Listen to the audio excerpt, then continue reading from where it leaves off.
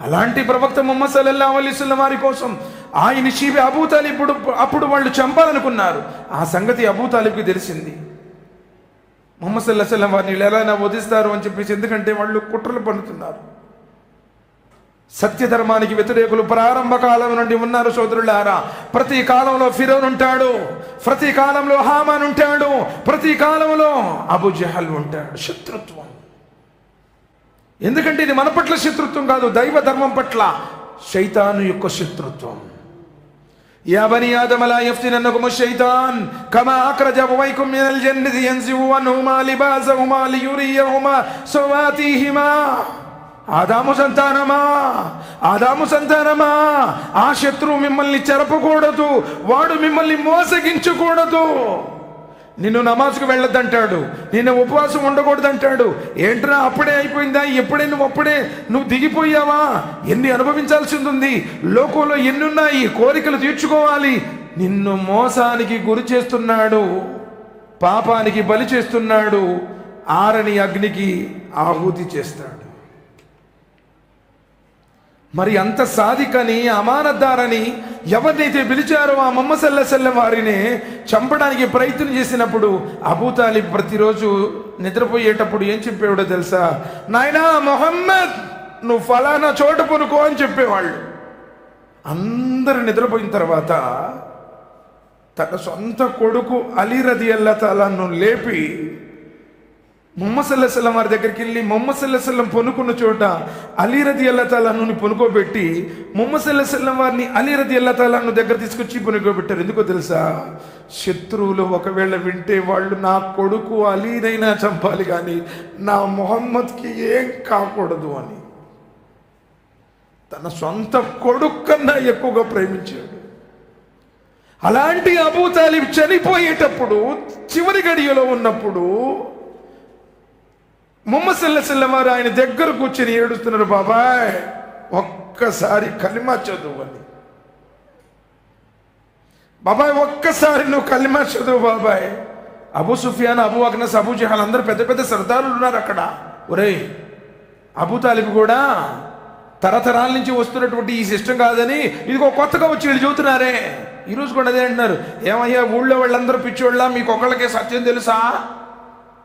సోదరులరా, సత్యధర్మానికి ఎప్పుడు కూడా ఇలాంటి మాటలే ఎదురుతూ ఉంటాయి. మేము ఎప్పటి నుంచో చేసుకుంటా వస్తున్నాము, ఎంతమంది ఉన్నారు, వీళ్ళందరికీ తెలియదు, మీకే తెలుసా? సోదరులారా, ఖురాన్లో చెప్పిన మాటే సత్యం. భూమండలం మొత్తం తిరగబడిపోయినా ఖురాన్లో ఉన్న ఒక్క మాట కూడా తప్పు కాదు. సర్వ సృష్టి లయమైపోయినా సరే ఖురాన్ గ్రంథమే.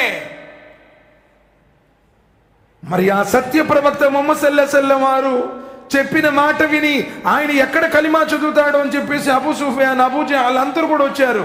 అప్పుడు అబూ తాలిబ్ అన్నాడు, లేదులే నాయనా ముహమ్మద్, నేను మా తాత ముత్తాతల విధానంలోనే ఉంటాలే, ఎందుకంటే వాళ్ళందరూ ఏళన చేస్తారు అనుకున్నారు. ఇప్పుడు మనం కూడా అదే, అమ్మో వాళ్ళు ఇక్కడికి వెళ్ళామని తెలిస్తే వాళ్ళు ఏమనుకుంటారు? అరే సోదరులారా, నీ సమాధిలో ఎవరుంటారు? కట్టుకున్న భార్య రాదు, కడుపును పుట్టిన బిడ్డలు రాదు కదా. నీ విశ్వాసం వస్తుంది, నీ ఆచరణ వస్తుంది. లేదులే నాయనా ముహమ్మద్, నేను చదవను.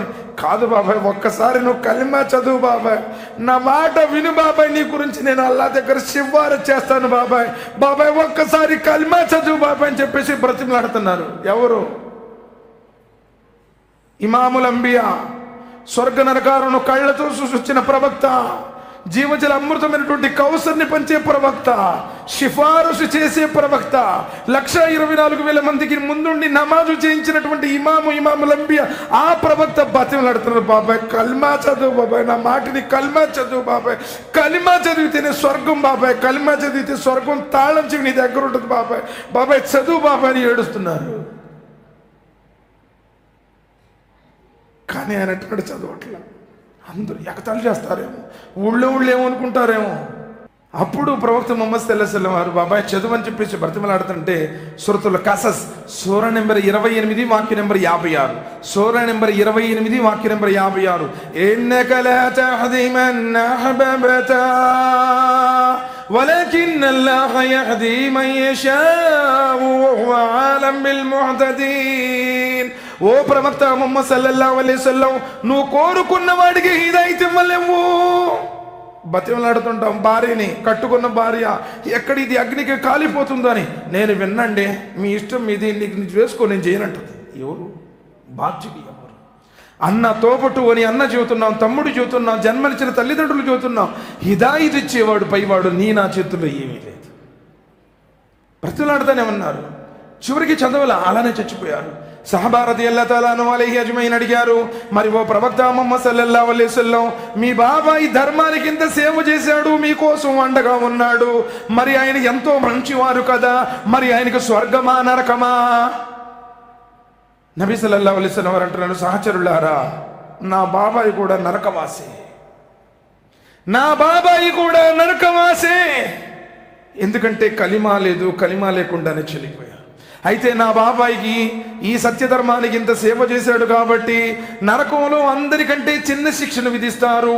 నరకాగ్ని గుండంలో కాకుండా ఆ గుండం ఒడ్డును నించోబెడతారు. ఆయనకు కేవలంగా అగ్నిబూట్లు ధరింపజేస్తారు. ఎప్పుడైతే అబూ తాలిబ్కి అగ్నిబూట్లు ధరింపజేయడం జరిగిందో, ఆ శరీరం మొత్తం కింద నుంచి ఉడుకుతూ, ఏ విధంగా పొయ్యి మీద పెట్టినటువంటి అన్నం పొంగొచ్చినప్పుడు మెతుకులు ఉడికి పడుతూ ఉంటాయో, ఆ తలలో ఉన్నటువంటి మెదడు కూడా ఉడికిపోయి పడుతుంది. అప్పుడు అబూ తాలిబ్ అంటాడు, అల్లా అల్లా, ఈ నరకంలో అన్నిటికంటే ఘోరమైనటువంటి శిక్ష నాకే విధించావా? కానీ వాస్తవంగా అది నరకంలో అన్నిటికంటే చిన్న శిక్ష. మరి నీ పరిస్థితి, నా పరిస్థితి ఏంటో ఆలోచించి